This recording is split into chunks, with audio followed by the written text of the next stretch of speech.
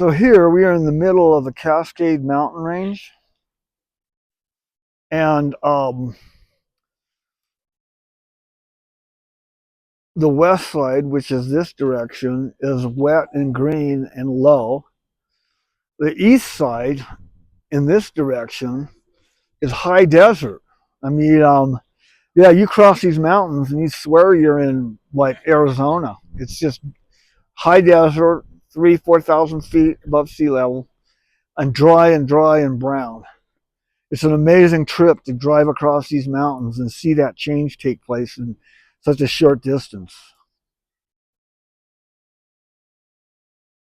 They're doing lots of last minute work here to get ready for the winter season now.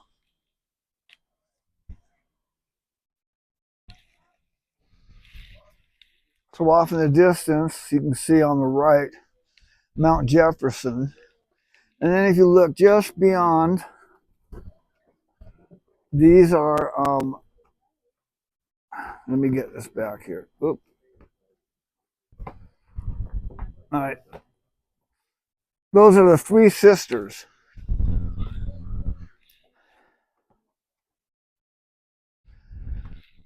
You know, in all of my 68 years, I don't think I've ever seen this little snow on Mount Hood. I mean, if you look here, you see that chair. It was called the Palmer Snowfield or Palmer Glacier, but you could literally ski year round, and it looks like there hasn't been snow there in months. Now, I climbed this mountain once, July 20th, 1980, just 2 months and 2 days after Mount St. Helens erupted. And I left here, Timberline Lodge, at 11:30 at night on a clear night with a full moon. And we were on snow the whole way to the top. And it's a couple mile hike and about a 5,000 foot elevation gain. Mount Hood is the highest mountain in Oregon, 11,000, I think it's 11,235 feet. Took us about 8 hours to get up there. And we were, like I said, we were on snow the whole time. So anyway, yep. And here I am on top of Mount Hood, July 20th, 1980.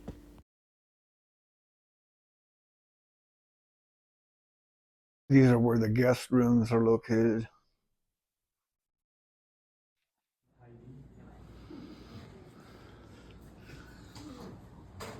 Even these railings are totally cool.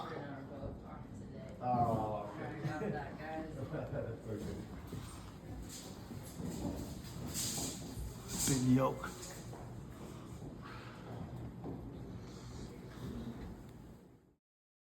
I like these arches and these doors. You don't see doors like this anymore. The architecture here is really cool.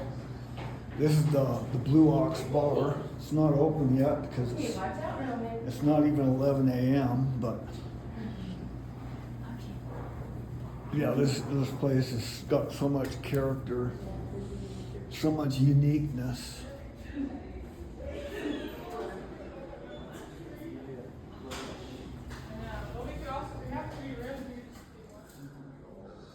This is pretty cool. And yeah, you see you got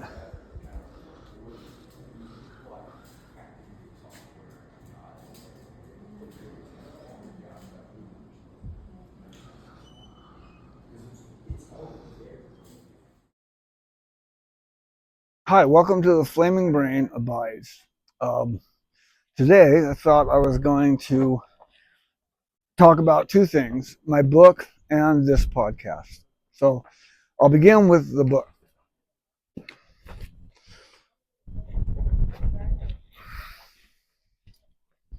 Come on. The Chronicles of Mania, my autobiography about my crazy life. Now, a lot of people would say, why did you decide to write this book?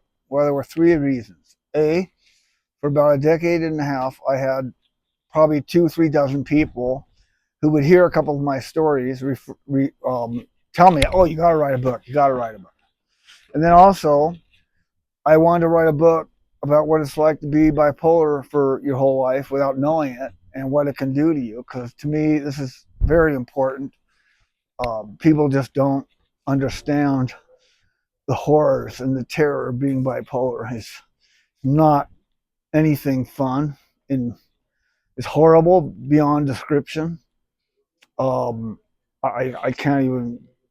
Well, I'm going to try through this podcast to express as detailed as possibly what it's like to live this way.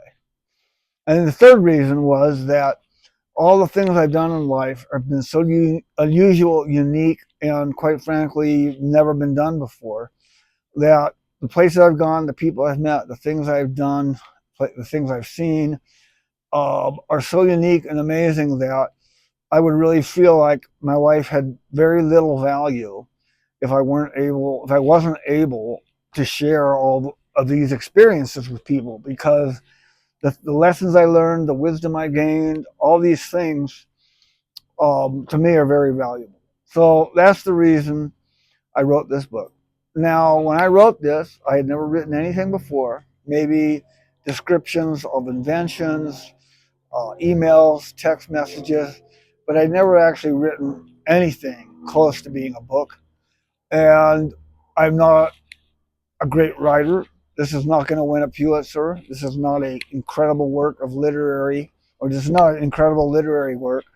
It's got lots and lots of mistakes, but the point is, I wrote this straight out of my heart and my head with no filters. I'm very, very candid and open. I share more negative details about my life than probably anyone would ever want to share.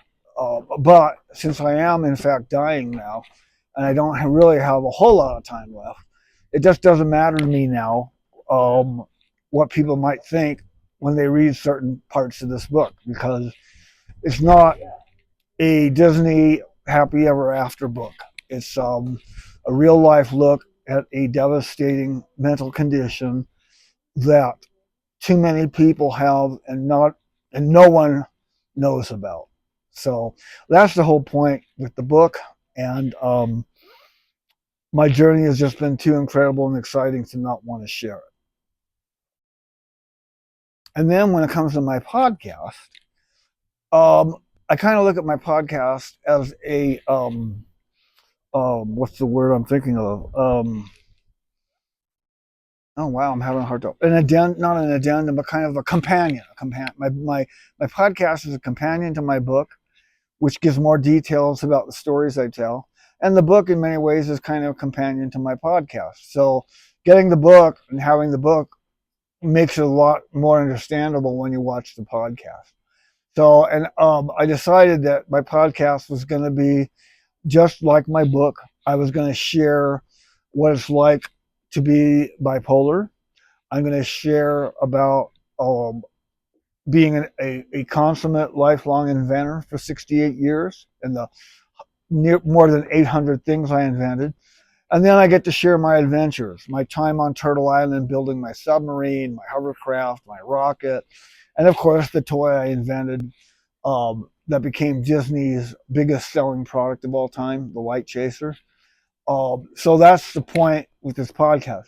However, as I mentioned earlier, I've got two major strikes against me. One is the fact that 90% of bipolar people die before they're 67.